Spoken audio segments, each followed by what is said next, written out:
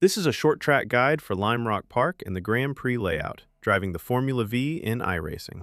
My best lap here is a 1 minute 3.458 seconds, set in an official qualifying session during 2026 Season 1.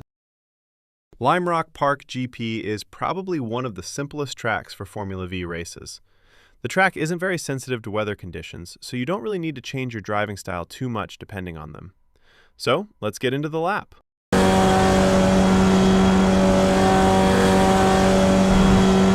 Right after the one board on the left, I start turning slightly towards the corner and lift off the throttle. You can apply a little bit of brake pressure to stabilize the car if needed, but I usually don't. At mid-corner, I downshift to third gear to help the car rotate. It's very important not to do it before this point, otherwise you are almost guaranteed to spin. Immediately after that, I go back to 100% throttle. I try to keep a clean line and avoid using the inside curb, although in this case the curb doesn't really unsettle the car too much. So if your line is slightly different, taking a shorter route could actually give you a small advantage.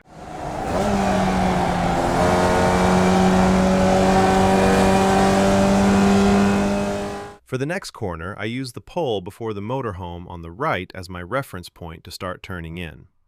I enter the corner from the middle of the track. Going wider will only cost you time, so try to avoid it.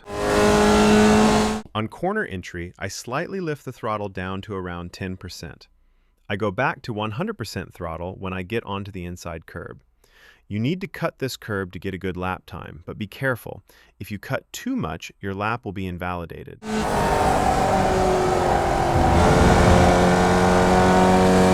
The following corner is taken flat out while keeping the car around the middle of the track. In these two corners, it's very important to get a clean and fast line because the following straight is very long.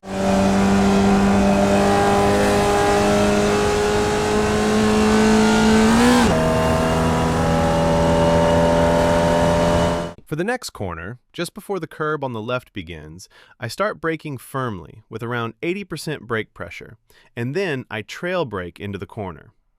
Your eyes should focus on the red bump on the inside of the curb on the right. You want to pass as close to it as possible without actually driving over it, in order to get the best line through the chicane. As soon as I'm alongside the bump on the right, I go back to 100% throttle.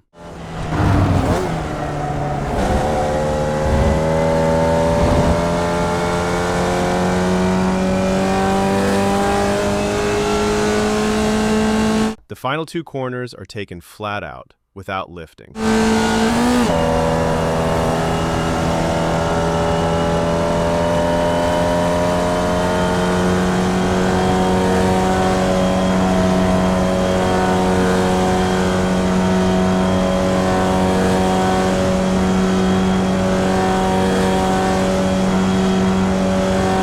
I hope you found this helpful.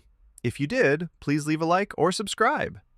And now I'll leave you with the same lap shown from the external camera. See you on track.